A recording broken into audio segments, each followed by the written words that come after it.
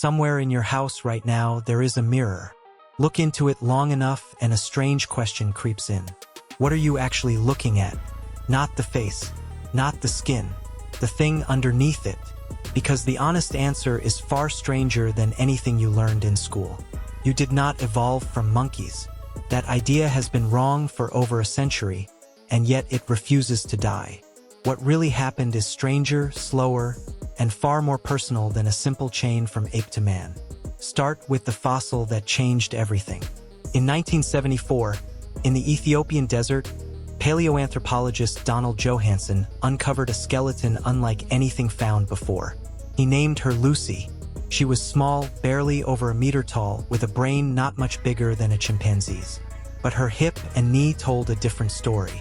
Lucy walked upright on two legs over 3 million years ago. Long before large brains, long before tools, walking came first. Why does that matter? Because upright walking freed the hands. Freed hands eventually meant tool use. Tool use meant more calories, more protein, more energy for a growing brain. One small shift in posture rewired an entire species' future. But Lucy was not your ancestor in the way you might imagine. She belonged to a species called Australopithecus afarensis, one branch on a tree with many branches. Some of those branches died out completely. Others kept walking, kept changing, kept splitting again. You are not the top of a ladder. You are the surviving twig of a tree that mostly went extinct. Here is where it gets stranger. For most of human history, you were not the only human species on Earth. Homo erectus, Homo neanderthalensis, Homo floresiensis, a tiny human standing barely a meter tall on an island in Indonesia. Multiple kinds of human, coexisting, sometimes overlapping in the very same valleys.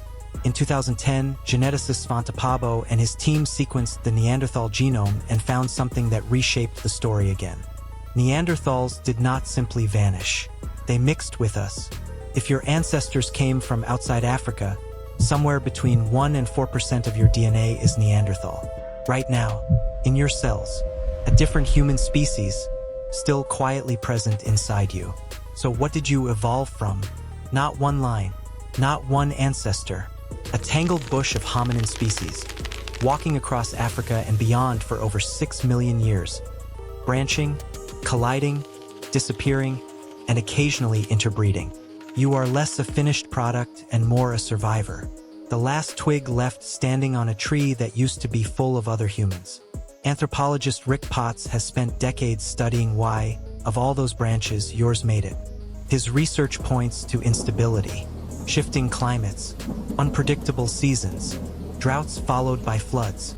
The species that survived was not the strongest or the smartest in any single moment. It was the most adaptable. Bodies and brains built to handle change itself. Which brings you back to that mirror.